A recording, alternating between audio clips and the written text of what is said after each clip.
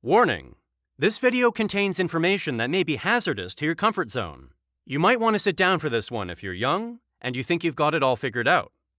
Robert Kiyosaki, the maverick behind Rich Dad Poor Dad, is about to expose the fatal flaw that's holding back an entire generation. It's a mistake so widespread, so deeply ingrained in our society, that most people don't even recognize it as a problem. But make no mistake, this error could be the difference between a life of financial freedom and a lifetime of struggle. Are you brave enough to confront this harsh reality and take control of your destiny? Because once you hear this, there's no going back. Welcome to MoneyWise Investor, your trusted source for financial information. In this video, we're breaking down the 5 biggest financial mistakes young people make, according to Robert Kiyosaki, starting with mistake number 1. Don't let "I'm still young" hold you back financially. You've heard that before, right? You're young, enjoy life. Don't worry about money now. But here's the hard truth. That mindset is costing you. Big time. Think about it.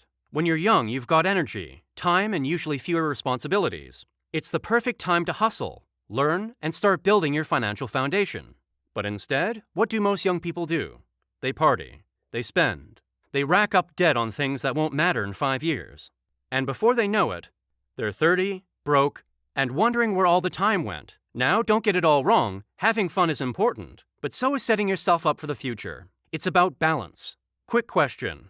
What would your 40-year-old self thank you for doing right now? Buying that new iPhone or investing in your first stock? Robert Kiyosaki always says, the best time to plant a tree was 20 years ago. The second best time is now. And that applies to your finances too. So how do you shake off this "I'm still young" mindset? Start small. Set a goal to save 10% of your income. Open a retirement account. Read one financial book a month. These small steps add up, and before you know it, you're miles ahead of your peers, who are still using the "I'm young" excuse. Remember, every financial decision you make today is shaping your future, so make them count. Now let's move on to mistake number 2, not taking time to learn about money and investing. Here's a crazy stat that you might be interested to know now. Only 16% of Americans between 18 and 26 are considered financially literate. That's less than 1 in 5. And yet we're expected to make major financial decisions every day. But here's the thing. Financial education isn't something you're born with. It's something you learn. And the sooner you start, the better off you'll be. Robert Kiyosaki always emphasizes this point. He says, the single most powerful asset we all have is our mind. If it is trained well, it can create enormous wealth. So how do you train your mind when it comes to money? Start with the basics. Learn the difference between assets and liabilities. Understand how compound interest works. Get to grips with different types of investments. You don't need a finance degree to do this. There are a ton of free resources out there. Books, podcasts, and YouTube videos like this one. The information is out there. You just need to seek it out. Here's a challenge for you. Commit to spending 30 minutes a day learning about money. That's less time than most people spend scrolling through social media. But those 30 minutes could change your financial future. And remember, it's not just about learning, it's about applying what you learn. Start small. Maybe it's creating your first budget, or opening a savings account, or buying your first share of stock. The key is to start, because the more you learn, the more confident you'll become. And that confidence? It's what will drive you to make smart financial decisions in the future. Moving on to mistake number 3, not investing time in acquiring assets and building wealth. This is a big one, folks. And it ties back to what we were saying earlier about the "I'm young" mindset. Because here's the truth.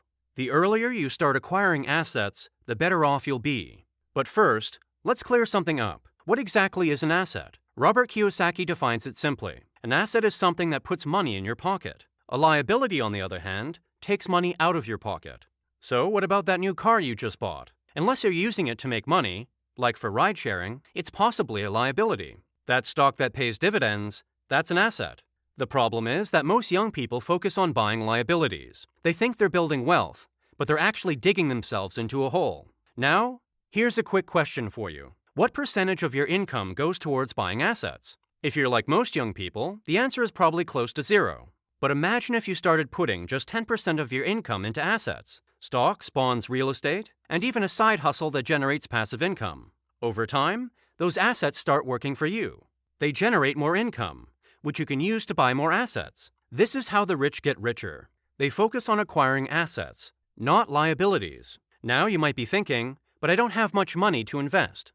And that's okay. Start small. Maybe it's buying fractional shares of stock. or putting a little money into a high-yield savings account. The important thing is to start. Remember, building wealth is a marathon, not a sprint. It's about consistently making smart financial decisions over time.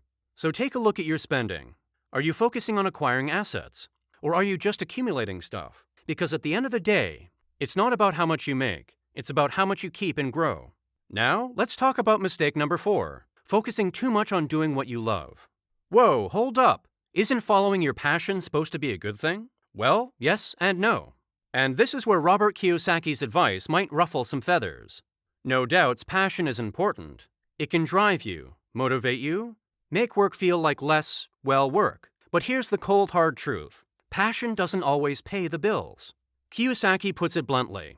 Too many people are too lazy to think. Instead of learning something new, they think the same thought day in, day out. The problem with follow your passion advice is that it often leads people to ignore the realities of the market. They pursue careers in oversaturated fields, or they start businesses without considering if there's actually any demand for their product or service. So what's the alternative? Kiyosaki suggests a different approach. Find a way to make money and then use that money to fund your passions. Think about it this way. If you're constantly stressed about money, how much are you really going to enjoy your passion anyway? But if you have a solid financial foundation, you have the freedom to pursue your passions without the pressure of needing them to pay your rent. Now ponder over this. What skills do you have that the market values? How can you leverage those skills to build wealth, even if they're not directly related to your passion? Maybe you love painting, but you're also good with numbers. Instead of struggling as a full-time artist, why not work as an accountant and paint on the side? As you build wealth, you might even be able to transition to art full-time later. The key is to find a balance. Don't completely abandon your passions, but don't let them blind you to financial realities either. Remember, you can always find ways to incorporate your passions into your life, even if they're not your main source of income. It's about being strategic and thinking long-term. And now we've come to mistake number 5, not realizing that sometimes you have to do what you hate to get where you want to be. This ties in closely with what we just talked about, because here's the truth. Success often requires doing things you don't particularly enjoy. Robert Kiyosaki puts it this way: workers work hard enough to not be fired, and owners pay just enough so that the workers won't quit. Now, that might sound harsh, but there's a valuable lesson here. Sometimes, to reach your goals, you need to be willing to do the hard, uncomfortable things. Maybe it's working a job you don't love to save money for your business. Maybe it's spending your weekends studying instead of partying. Or maybe it's taking on extra responsibilities at work to position yourself for a promotion. The point is that success often requires sacrifice, and that sacrifice isn't always fun or easy. But here's the thing. These challenges are temporary. They're stepping stones to where you want to be. Think about any successful person you admire. Chances are, they didn't get where they are by only doing things they enjoyed. They pushed through discomfort. They did the hard things, and that's what set them apart. So here's a question for you. What's something you've been avoiding because it's uncomfortable or unpleasant? How might tackling that thing head-on benefit you in the long run?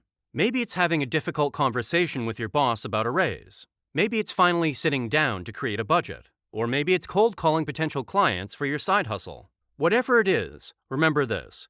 Growth happens outside your comfort zone. Embrace the discomfort. See it as a sign that you're moving in the right direction. And always keep your end goal in mind. Because when you're clear on where you're going, it's easier to push through the tough times to get there. Your youth is your superpower in the world of finance. Don't waste it. Start investing now, even if it's just a few bucks. Learn about money like your future depends on it. Because guess what? It does. Focus on building assets, not collecting stuff. Find that sweet spot between your passion and what pays the bills. And yeah, sometimes you'll have to grind through the things you don't love. But that's the price of admission to the Millionaires Club.